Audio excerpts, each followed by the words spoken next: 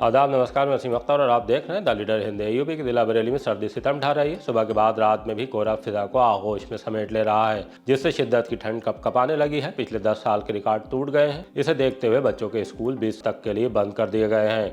Police ने posh colony में छापा मारकर एक फ्लैट से 5 लड़कों के साथ अकेली लड़की को गिरफ्तार कर लिया है। फ्लैट से आपत्तिजनक चीजों के साथ नकदी भी बरामद हुई है। सभी को थाने लाकर मुकदमा दर्ज कर लिया गया है। पकड़े जाने वालों में एक कोतवाली का गैंगस्टर है। दरगाह आला हजरत पर हाजिरी देने आए बहराइच के 105 जायरीन खतरनाक हादसे के बाद सलामत रहे। चर्चित बयानों को लेकर शहर में गर्माहट दिखी है। नकाब खींचने पर मंत्री का पुतला फूका गया तो आजाद हिंदू सेवा ऋषभ ठाकुर के समर्थन में उतर आई, जिनकी गिरफ्तारी के लिए जमीयत उलमा हिंद ने एक दिन पहले प्रदर्शन किया था। बीडीए ने एक ही दिन में 50 करोड़ की कमाई की है। बहेड़ी में एक मोटरसाइकिल को जला दिया गया है। खबरें और भी हैं, आइए आपको सभी की तफसील बताते हैं। पॉश कॉलोनी के एक फ्लैट पर पुलिस का छापा। बारादरी थाना पुलिस ने अपने इलाके डोरा रोड की पॉश कॉलोनी महेंद्र नगर में छापा मारा।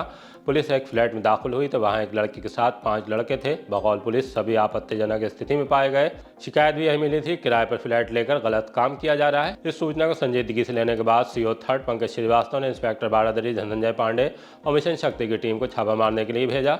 छापे में फ्लैट की तलाशी के दौरान अनुचित सामग्री भी मिली है। लड़के लड़की को पहले से जानते थे, उसके साथ पहले भी वो पार्टी में मौज मस्ती कर चुके हैं। पुलिस के मुताबिक पकड़े गए लड़कों में से एक ने किराए का फ्लैट इसी काम के लिए ले रखा था। पुलिस ने बताया कि जिन लड़कों को पकड़ा गया है उनके नाम रोहित निवासी ग्राम बिजपुरी थाना चैनपुर, बसंत उर्फ भेरा राजेंद्र नगर स्टेडियम रोड, अभय विक्रम निवासी मिथिलापुर कॉलोनी 100 फुटा रोड, सोनू निवासी डेलापीर नूरी मस्जिद और सुधांशु पुराना शहर में मोहल्ला काकरटोला का रहने वाला है। इनमें रोहित तो पुलिस का गैंगस्टर है, उस पर 19 मुकदमे दर्ज हैं। फ्लैट से गंदे काम में इस्तेमाल होने वाली सामग्री के साथ 4100 रुपए भी बरामद हुए हैं। पुलिस ने एक लड़की और 5 लड़कों के स्मार्टफोन भी कब्जे में ले लिए हैं। उनके खिलाफ संबंधित धाराओं में मुकदमा दर्ज करके कोर्ट में पेश किए जाने की तैयारी है। पुलिस की इस कार्रवाई से खलबली मची हुई है। बीडीए ने एक दिन में कमा लिए 50 करोड़। शहर की सबसे बड़ी कॉलोनी जमीन पर उतारने की कोशिशें तेज हो गई हैं। पिछले दिनों जमीन लेने के बाद बीडीए ने करोड़ों रुपए देकर रजिस्ट्री की प्रक्रिया शुरू की थी। आज रामगंगा नगर के नए दफ्तर में लॉटरी के जरिए कॉलोनी में प्लाट लेने वालों के ड्रॉ निकाले गए।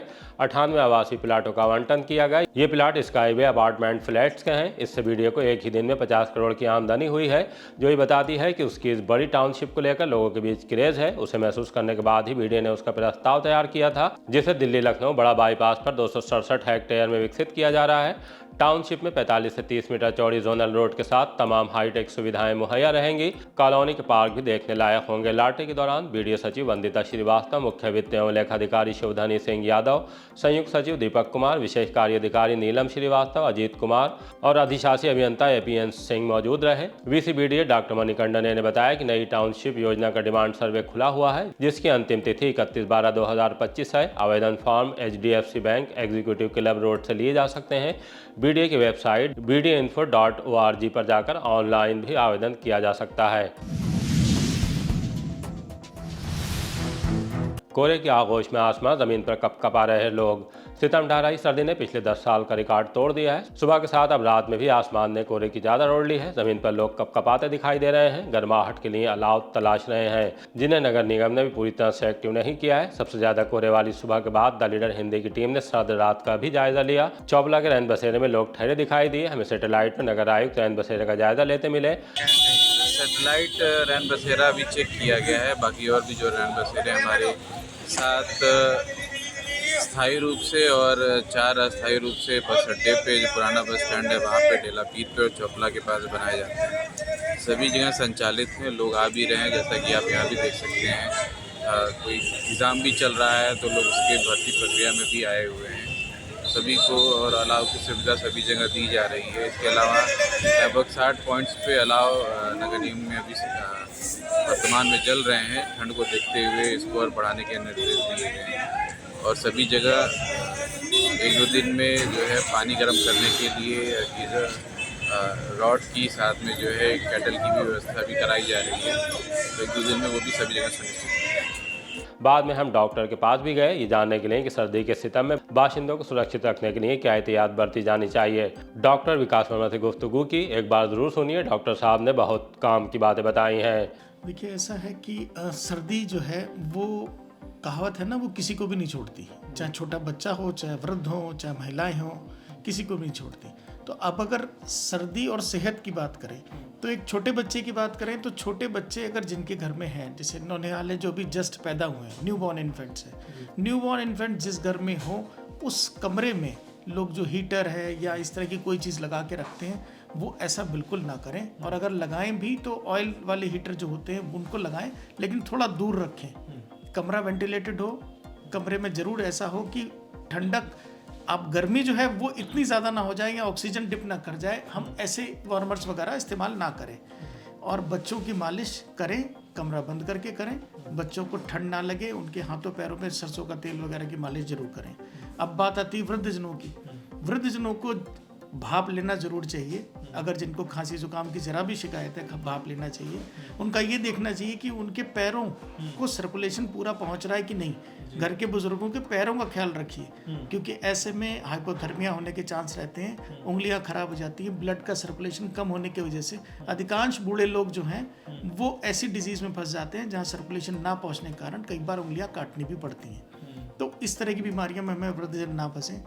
एक्सरसाइज बराबर करते रहें, प्रॉपर कपड़े पहने और खांसते छींकते समय इस चीज़ का ख्याल रखें कि वो लोग बेचारे इन्फेक्शन में ना फंस जाएं वृद्धजन। अगर आपने गर्म पानी में लौंग अपना डाल के एक बना के रख लिया थर्मस और आप निकल रहे हैं, आप बाइक से कहीं जा रहे हैं, आपके पास बना हुआ है वो पानी और आप पीते रह रहे हैं, तो आपको AQI या कोई भी सर्दी खांसी विषाणु जीवाणु किसी से कोई भी आपका कुछ नहीं बिगाड़ सकता। खांसी जुकाम होगा ही नहीं।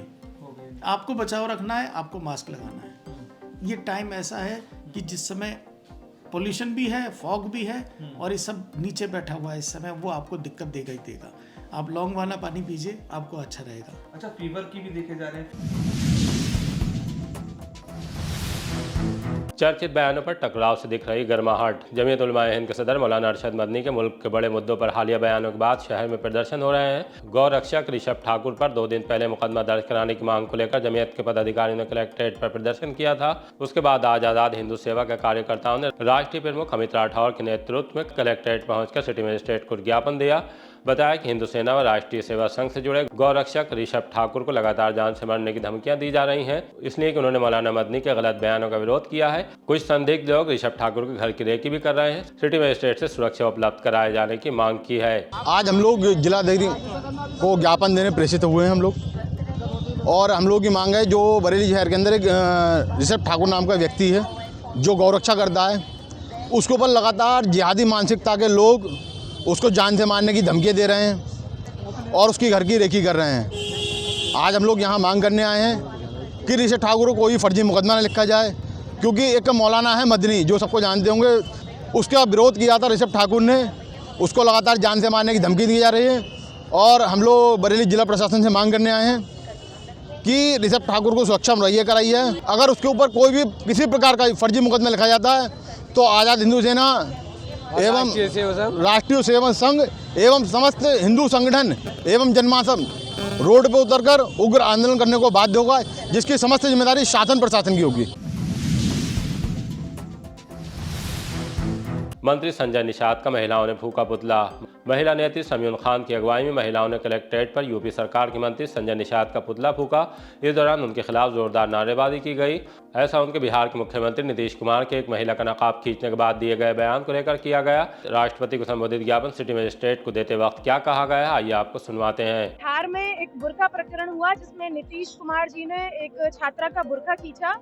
वो बहुत ही निंदनीय था, लेकिन उसके बाद उस बुर्का प्रकरण के बारे में जब उत्तर प्रदेश सरकार में मंत्री संजय निषाद से जब उनकी प्रतिक्रिया ली जाती है तो वो कहते हैं कि सिर्फ बुर्का ही तो छुआ है, कहीं और थोड़ी उंगली चली गई है, कहीं और थोड़ी छू लिया है।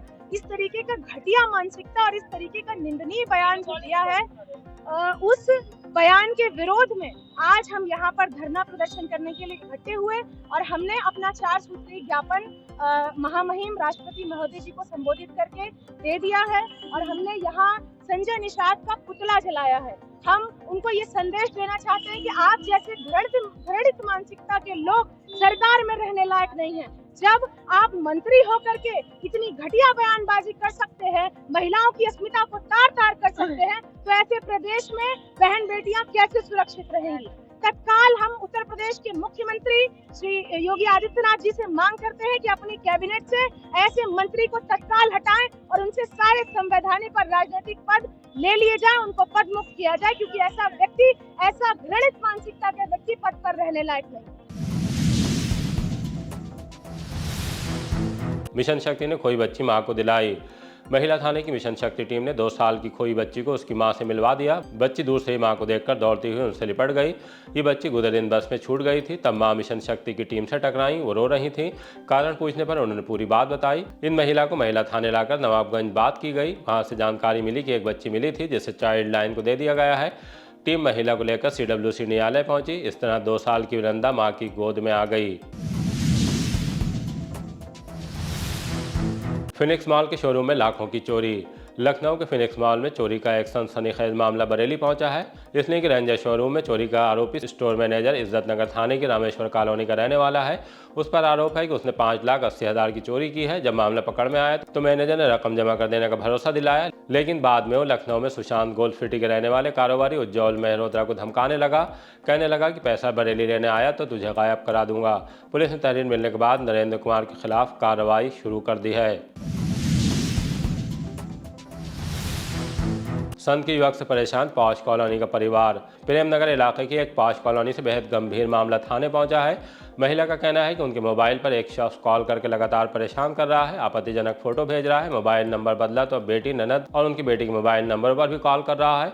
वो खुद को रवि राजपूत और अपना पता अमरोहा देरी बताता है। गंदे फोटो, भद्दे कमेंट्स करके टॉर्चर कर रहा है। पुलिस ने मामला संज्ञान में आने के बाद युवक की पड़ताल शुरू कर दी है। मंदिर के पास वाहन की टक्कर से दिव्यांग की मौत। थाना फतेहगंज पश्चिमी के गांव भिटौली रगला के रहने वाले 45 वर्षीय चंद्रपाल की सड़क हादसे में दर्दनाक मौत हो गई। मृतक के भाई भगवान दास ने बताया कि चंद्रपाल मंगलवार शाम गांव के पास स्थित मंदिर पर खड़े थे, तभी किसी अज्ञात वाहन ने जोरदार टक्कर मार दी। जानकारी मिलते ही परिवार के लोग मौके पर पहुंचे और एम्बुलेंस की मदद से उन्हें अस्पताल ले जाया गया, जहाँ डॉक्टरों ने मृत घोषित कर दिया। वो विकलांग थे। पुलिस ने शव को कब्जे में लेने के बाद पोस्टमार्टम के लिए भेज दिया है। टक्कर मारने वाले वाहन की तलाश की जा रही है। मेरा नाम भगवान दास है। कहाँ रहते हैं? बिटौली निकला। ये जो है रोड के साइड में खड़े हुए थे, तो वहाँ पता नहीं कोई अज्ञात वाहन जो आया और इनको मार के चला गया, भाग गया। कितनी उम्र रही होगी भाई की? लगभग 45 साल। कहाँ जा रहे थे? ये टहलने गए थे। क्या करते थे? ये बौरे हैं, विकलांग हैं, ये करते कुछ नहीं थे। कब का हादसा है? ये कल शाम का है, 4 बजे। कोई पिकअप वाला बता रहे थे, गाँव के कुछ लोग आसपास खड़े थे, वो बता रहे थे कि पिकअप गाड़ी थी। कहाँ की घटना है ये? ये बिटौली निकला मंदिर के पास में। बाल बाल बचे दरगाह आला हज़रत पाए ज़ायरीन। अजमेर में ख्वाजा गरीब नवाज की दरगाह पर उसमें जाने से पहले बहराइच से 105 ज़ायरीन को लेकर बस दरगाह आला हज़रत पहुंची थी। सभी ज़ायरीन ने दरगाह पर हाज़िरी दी। उसके बाद उन्हें लेकर बस रामपुर की तरफ रवाना हुई, लेकिन इससे पहले शाम ढलने पर सीबीगंज में भोजीपुरा विधायक शहीदुल इस्लाम की कोठी के पास हादसे का शिकार हो गई। तेज रफ्तार बस की अचानक कमानी टूटी और दोनों अगले पहिए निकल गए। गनीमत रही कि ड्राइवर ने हौसला रखा, कूदा नहीं, बल्कि बस को पलटने से बचाने का पूरा प्रयास किया। तब इससे बड़ा हादसा टल गया। इत्तला मिलने के बाद दरगाह से पहुंची टीम सभी ज़ायरीन को अपने साथ ले आई। जब तक बस ठीक नहीं हो जाती, दरगाह प्रमुख मौलाना सुभान रज़ा खां सुभानी में ने ज़ायरीन के ठहरने से लेकर खान पान की व्यवस्था दरगाह पर कराई है। ख्वाजा के दीवानों की भीड़ को देखते हुए सिटी स्टेशन पर कैंप भी शुरू कर दिया गया है। इसके लिए कलेक्ट्रेट में अफसरों के साथ मीटिंग पहले ही हो चुकी है।